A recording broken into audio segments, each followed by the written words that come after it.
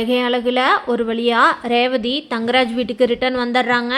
தரணியும் பாப்பாவும் ரொம்ப சந்தோஷமாக இருக்கிறாங்க. நம்ம அம்மா அப்பா சேர்ந்துட்டாங்க அப்படின்னு சொல்லிட்டு தங்கராஜ் வீட்டுக்கு போனோடனே தரணிக்கிட்ட, டேய் நான் உங்ககிட்ட என்ன சொல்லி கூட்டிகிட்டு போனால் அங்கே போன உடனே உங்கள் அம்மா பக்கம் அப்படியே சாஞ்சிட்டியா நீ அப்படின்னு சொல்லி கேட்குறாரு.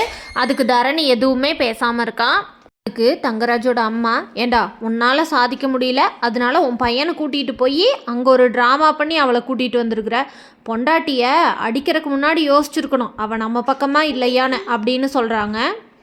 தங்கராசு, நீயே நடந்துக்கிறத பொறுத்து தான் உன் பொண்டாட்டி உன்னை மதிப்பா. அவள் ஒரு தடவை வீட்டை விட்டு வெளியேறி பழகிட்டானா இனி தொட்ட 90க்கும் அம்மா வீடு இருக்குது, அப்பா வீடு இருக்குது, எங்கள் அண்ணன் இருப்பான் அப்படின்னு சொல்லிட்டு போய் பழகிடுவா. ஃபஸ்ட்டு அதிலிருந்து அவளை கொஞ்சம் கண்டிச்சு வை, புரியுதா அப்படின்னு சொல்கிறாங்க தங்கராசோட அம்மா. உடனே தங்கராசு, இருமா பார்த்துக்கலாம், இப்போ தானே வந்திருக்கா அப்படின்னு சொல்கிறாரு. அதுவும் சரிதான் அப்படின்னு சொல்லிட்டு அவங்க அம்மா போயிடுறாங்க.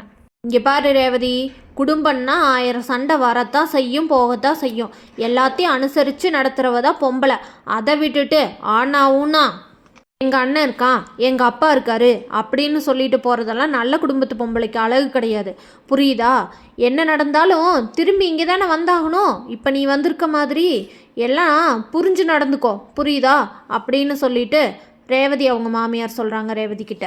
எல்லாம் நல்லாவா இருக்குது, நீ இதெல்லாம் யார்கிட்ட இருந்து பழகுன ரேவதி? புதுசாக வந்திருக்காளே அந்த அழகுமதி, அவ சொல்லி கொடுத்தாளா புருஷனை இப்படி எதிர்த்து பேசுறது? இந்த மாதிரி விஷயமெல்லாம் நீ பண்ண மாட்டியே. இனிமேல் நீ அவ கூட சேர்றதை ஃபஸ்ட்டு நிறுத்து. அவள் இங்கே நடக்கிறது அங்கேயும், அங்கே நடக்கிறது இங்கேயும் சொன்னீன்னா இனி நீ என்ன பொல்லாதவளா பார்ப்ப, புரியுதா அப்படின்னு சொல்கிறாங்க ரேவதியோட மாமியார். ரேவதி அவங்க மாமியார் இப்போ தான் மாமியாருங்கிற பொசிஷன் எடுத்திருக்காங்க போல. ரேவதி இதை அவங்க அப்பா அம்மா கிட்ட சொல்லுவாங்களா?